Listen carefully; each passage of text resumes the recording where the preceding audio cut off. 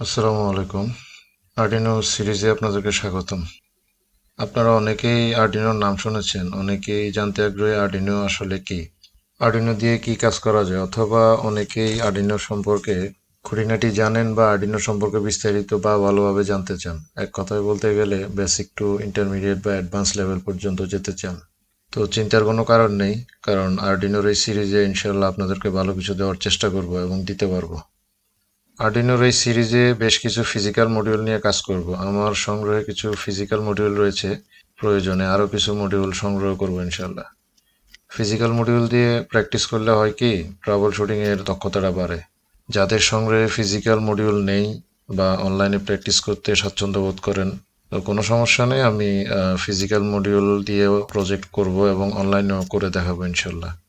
আর সবচেয়ে বড় কথা হচ্ছে, আপনাদের পরামর্শ, মতামত, প্রশ্ন অবশ্যই কমেন্টের মাধ্যমে জানাবেন। আপনারা দেখছেন মাইক্রো সি অটোমেশন। তো প্লিজ সাবস্ক্রাইব করে পাশেই থাকুন এবং আমি রাজু আছি আপনাদের সাথে। তো চলুন শুরু করা যাক।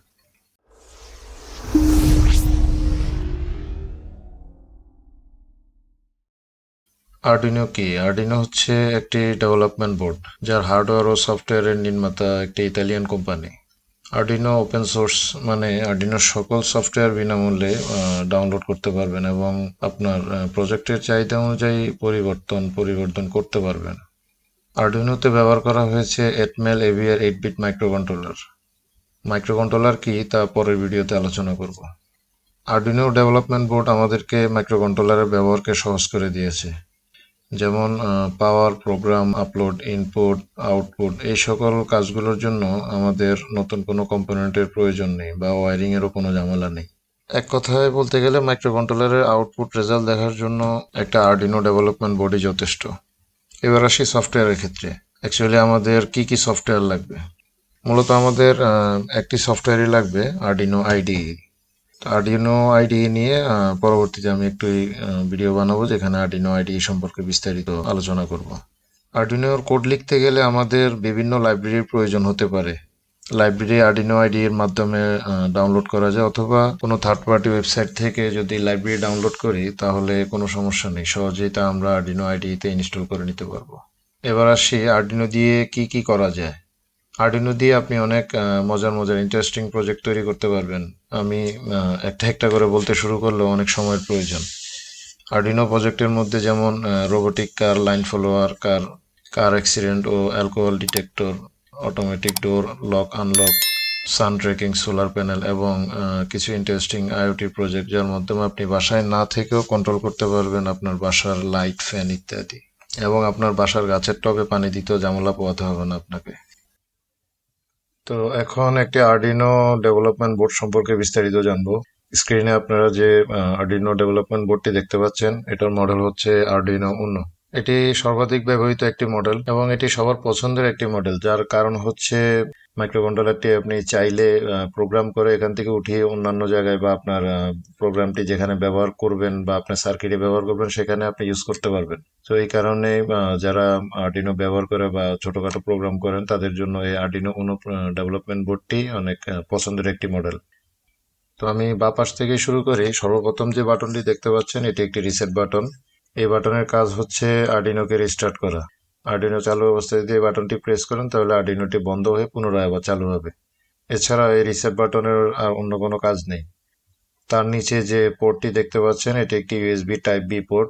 এই পোর্টের মাধ্যমে আর্ডিনো বোর্ডকে আপনি পিসির সাথে কানেক্ট করতে পারবেন, প্রোগ্রাম আপলোড করতে পারবেন, সিরিয়াল মনিটরের সাহায্যে আপনার প্রোগ্রামের আউটপুট দেখতে পারবেন। এমনকি আপনার প্রোগ্রামে যদি কোনো ইনপুট করার প্রয়োজন হয় সেক্ষেত্রে আপনি সিরিয়াল মনিটরের মাধ্যমে প্রোগ্রামে কোনো ডাটা ইনপুট করতে পারবেন। এই পোর্ট দিয়ে যদি আপনি ল্যাপটপের সাথে আর্ডিনো বোর্ডকে কানেক্ট করেন সেক্ষেত্রে আর আলাদা করে কোনো পাওয়ার সোর্সের প্রয়োজন নেই। তার নিচে যে জ্যাকটি দেখতে পাচ্ছেন এটি একটি এক্সটার্নাল পাওয়ার জ্যাক। এই জ্যাকটি ব্যবহার করা হয় আর্ডিনোতে পাওয়ার দেওয়ার জন্য। এখানে আপনি এই জ্যাকের মাধ্যমে আপনি সর্বোচ্চ 7 থেকে 12 ভোল্ট পর্যন্ত ভোল্টেজ সাপ্লাই দিতে পারবেন। এবার আমরা যদি নিচের অংশে খেয়াল করি, এখানে কিছু ফিমেল হেডার পিন রয়েছে। ফিমেল হেডার পিন গুলো দুটি ভাগে বিভক্ত। বাম পাশটা যদি খেয়াল করেন এখানে এই ফিমেল হেডার পিন গুলোকে পাওয়ার সোর্সও বলতে পারেন। এখান থেকে আপনার প্রয়োজন অনুযায়ী 3.3 volt, 5 volt ground, be in, এই ভোল্টেজ গুলো আপনি আপনার কাজে এখান থেকে নিয়ে ব্যবহার করতে পারেন।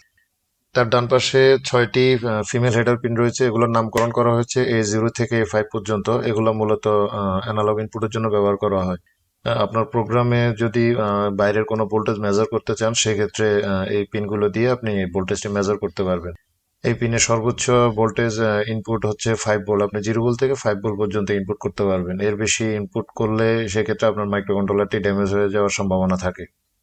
এখানে A4 এবং A5 এই দুটি পিন I2Cর জন্য ব্যবহার করা হয়। যখন আপনি এই দুটি পিন I2Cর জন্য ব্যবহার করবেন, তখন এগুলোকে আর অ্যানালগ ইনপুটের জন্য ব্যবহার করতে পারবেন না। অর্থাৎ আপনি যে কোনো একটি কাজে ব্যবহার করতে পারবেন, হয় অ্যানালগ ইনপুট না হয় I2C কমিউনিকেশনের জন্য। তার উপরে যে আইসিটি দেখতে পাচ্ছেন, এটা একটি মাইক্রো কন্ট্রোলার। এটাকে আপনি ডেভেলপমেন্ট বোর্ডের ব্রেনও বলতে পারেন। আমরা যে প্রোগ্রামটি করব, প্রোগ্রাম আপলোড করব, বা আমাদের প্রোগ্রামের যে আউটপুট, আমাদের ইনপুট আউটপুট এভরিথিং যা আছে সবকিছু এই মাইক্রো কন্ট্রোলার থেকেই পরিচালিত হয়। তো এবার আমরা চলে যাব বোর্ডের উপর অংশে। বোর্ডের উপর অংশে কিছু ফিমেল পিন রয়েছে, ফিমেল হেডার পিন। তো এগুলা 0 থেকে শুরু করে 13, তারপরে গ্রাউন্ড, তারপরে অ্যানালগ রেফারেন্স। তো আমি এই পিনগুলো সম্বন্ধে বিস্তারিত বলি। 0 থেকে শুরু করে 13 পর্যন্ত সবগুলো হচ্ছে ডিজিটাল আউট এবং ডিজিটাল ইন এর জন্য, মানে ডিজিটাল আউটপুট এবং ডিজিটাল ইনপুটের ক্ষেত্রে এগুলো ব্যবহার করতে পারবেন। এখানে 0 এবং 1 এই দুটি পিন আবার ব্যবহার করা হয় সিরিয়াল কমিউনিকেশনের জন্য। আপনি যদি দুটো মাইক্রোকন্ট্রোলার ব্যবহার করেন, একের অধিক মাইক্রোকন্ট্রোলার ব্যবহার করেন, সেক্ষেত্রে একটার সাথে অন্যটার যদি কমিউনিকেশন করতে চান, সিরিয়াল কমিউনিকেশন, তখন 0 এবং 1 এই দুটি পিনের মাধ্যমে আপনাকে সিরিয়াল কমিউনিকেশনের মাধ্যমে ডাটা আদান প্রদান করতে পারবেন। আর সিরিয়াল কমিউনিকেশন যদি ইউজ না করেন, সেক্ষেত্রে আপনি 0, 1 এই দুটি পিন ইনপুট অথবা আউটপুট যে কোনো ক্ষেত্রে আপনি ইউজ করতে পারবেন। অ্যানালগের ক্ষেত্রে আপনি যে কোনো ভোল্টেজ রিড করতে পারবেন, সেটা হোক 0.5 volt, 0.3 volt, 1 volt, 1.5 volt, 2.2 volt, 3.3 volt, 4 volt ইত্যাদি। মানে এটা 0 থেকে শুরু করে সর্বোচ্চ 5 ভোল্ট পর্যন্ত আপনি রিড করতে পারবেন। যে কোনো ভোল্টেজ আপনি যে কোনো স্টেট থেকে আপনি রিড করতে পারবেন। কিন্তু ডিজিটালের ক্ষেত্রে পিন নাম্বার 0 থেকে পিন নাম্বার 13 পর্যন্ত এগুলো যদি কোনো ইনপুটের জন্য ব্যবহার করেন, সেক্ষেত্রে আপনার সর্বনিম্ন 3 ভোল্ট ইউজ করতে হবে। 3 ভোল্টের নিচে হলে এটি লো হিসাবে কাউন্ট করবে। 3 ভোল্টের উপরে যখন আপনি ইন করাবেন, তখন এটা হাই হিসাবে কাউন্ট করবে। তো এই বিষয়গুলো আমরা যখন প্রোগ্রাম করব, তখন আমরা এই বিষয়গুলো আরো ভালোভাবে জানার চেষ্টা করব। আচ্ছা, তারপরে আমরা যে পিনটা দেখতে পাচ্ছি, এটা হচ্ছে গ্রাউন্ড পিন। গ্রাউন্ড পিন সম্বন্ধে আপনারা সবাই জানেন, এখানে আর বাড়তি কিছু বলার নাই। আরেকটা পিন আমরা দেখতে পাচ্ছি AREF, এটা হচ্ছে অ্যানালগ রেফারেন্স। অ্যানালগ রেফারেন্সটা ইউজ করা হয়, আমরা অ্যানালগ ইনপুট দিয়ে যদি 5 ভোল্ট ইন করাই, সেক্ষেত্রে 0 থেকে 1023 পর্যন্ত যে ভ্যালুটা আসবে, সেই ভ্যালুটার মান হবে 0-তে গেলে 0 ভোল্ট, আর 1023-তে যখন যাবে তখন সেটার মান হবে 5 ভোল্ট। আর অ্যানালগ রেফারেন্স এই পিন দিয়ে যদি আমরা 3.3 ভোল্ট ইন করাই, তাহলে সেক্ষেত্রে আমাদের অ্যানালগ রিডের যে ভ্যালুটা, সেটা 0 থেকে 1023 পর্যন্তই থাকবে, কিন্তু 1023 তখন হবে কি 3.3 ভোল্ট। অ্যানালগ রেফারেন্সের কাজ হচ্ছে এটা। তো এখান দিয়ে যদি অ্যানালগ রেফারেন্স দিয়ে যদি আমরা কোনো ভোল্টেজ ইন না করি, সেক্ষেত্রে সেটা আমাদের 5 ভোল্টের সমমানই কাজ করবে। তারপরে আপনারা যে দুটো পিন দেখতে পাচ্ছেন, এটা উপরের সাইডে কোনো ইন্ডিকেট করার নাই, নাম মেনশন করা নাই যেগুলো কি, কিন্তু বোর্ডের নিচের সাইডে, অনেকগুলো বোর্ডের নিচের সাইডে আপনি এই দুটো পিনের নাম দেখতে পাবেন। একটা নাম হচ্ছে SCL এবং অন্যটা হচ্ছে SDA। তো এই দুটো পিন হচ্ছে মূলত I2C এর জন্য ইউজ করা হয়। আপনি ইচ্ছে করলে A4, A5 দিয়ে ইউজ করতে পারবেন, ইচ্ছে করলে আপনি ওইখান থেকে ইউজ করতে পারবেন। তো আমাদের এখানে আরেকটা বিষয় হচ্ছে, আর্ডিনোতে যদি আমরা পাওয়ার ইন করাই, সেক্ষেত্রে একটা পাওয়ার এলইডি আছে। পাওয়ার এলইডি এর মাধ্যমে আপনি আর্ডিনো স্ট্যাটাসটা দেখতে পারবেন যে অন আছে নাকি অফ আছে। এখানে দুটো এলইডি রয়েছে, একটা TX এবং RX। RX TX দিয়ে কোনো ডাটা সেন্ড করবো বা রিসিভ করবো, তখন এই এলইডি গুলো ব্লিঙ্কিং করবে। আরেকটা এলইডি দেখতে পাচ্ছেন, যে এলইডিটা মেনশন করা হয়েছে L দিয়ে, এটা মূলত পিন নাম্বার 13 এর একটা আউটপুট এলইডি। আমরা যদি পিন নাম্বার 13-এ যদি হাই আউটপুট দিই, তখন সেক্ষেত্রে আমাদের এই এলইডিটি জ্বলবে।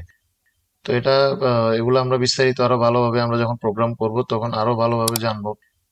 এগুলো আসলে এত জটিল কিছু না। আপনারা যদি মনোযোগ দিয়ে বা এগুলো বোঝার চেষ্টা করেন, তাহলে এগুলো খুব বেশি একটা জটিল কিছু না। তো আশা করছি আর্ডিনো কি আপনারা বুঝতে পেরেছেন। আপনাদের মতামত, জিজ্ঞাসা কমেন্টের মাধ্যমে অবশ্যই জানাবেন। তো আজকে এ পর্যন্তই, ধন্যবাদ।